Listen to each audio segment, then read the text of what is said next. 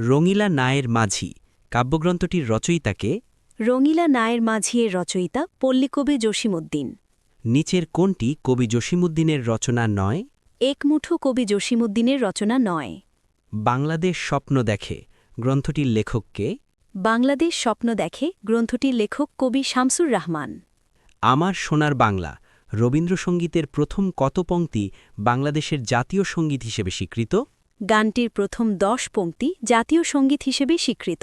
সাধু ভাষা থেকে চলিত ভাষায় লিখতে গেলে মূলত কোন পদযুগলের পরিবর্তন ঘটে?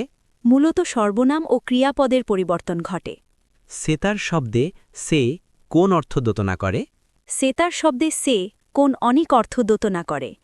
নিচের কোনটি শুদ্ধ বানান? তৎকালীন বানানটি শুদ্ধ। কোনটি অলোক তৎপুরুষ সমাসের উদাহরণ? কলে ঝাঁটা হল অলোক তৎপুরুষ সমাসের উদাহরণ। ধ্বনি বিপর্যয়ের একটি উদাহরণ দিন। পিশাচ হল ধ্বনি বিপর্যয়ের উদাহরণ। স্বভাবতই মূর্ধন্য স হয় এমন একটি শব্দের উদাহরণ দিন। ঔষধ শব্দটিতে স্বভাবতই মূর্ধন্য স হয়। সাধারণ জ্ঞান বাংলাদেশ হতে সবচেয়ে বেশি ওষুধ রপ্তানি হয় কোন দেশে?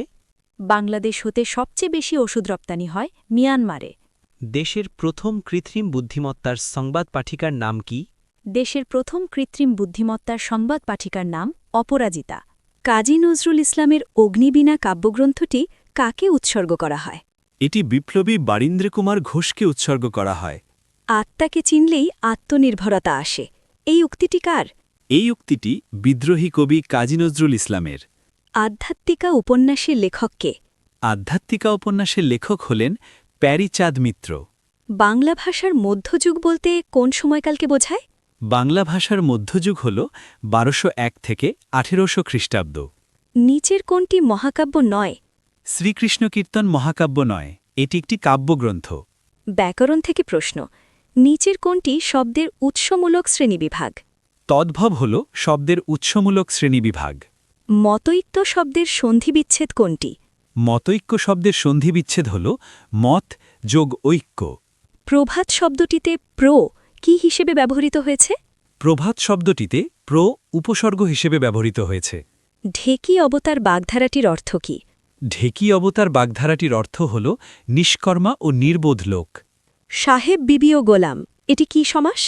এটি বহুপদী দ্বন্দ্ব সমাস।